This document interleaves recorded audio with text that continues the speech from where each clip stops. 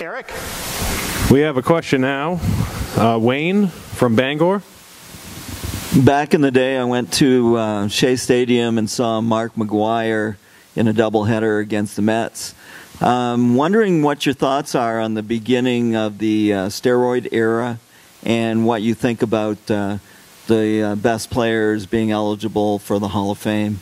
Well, I think that every stage of baseball has gone through something, and not always legal.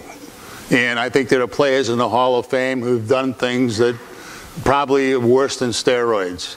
And I've come to, in my own mind, comfortable saying that I believe that these guys belong in the Hall of Fame.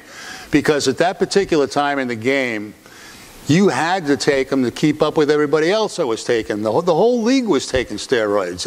Almost all the players, I'd say 80% of them were taking steroids. And I honestly believe, you know, guys like Bonds didn't need them, but he took them because he wanted to set an all-time record for home runs.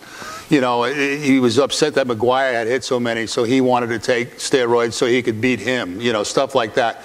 But these guys were great players. Roger Clemens, same thing, great pitcher.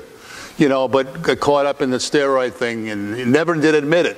But the fact is, you know, I'm sure it was true.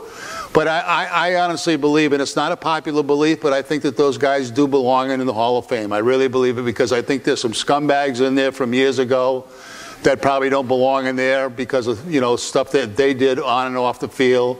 And I just think it's part of baseball. It's just became a culture in the game, you know, for a number of years. Now the game's cleaned up quite a bit.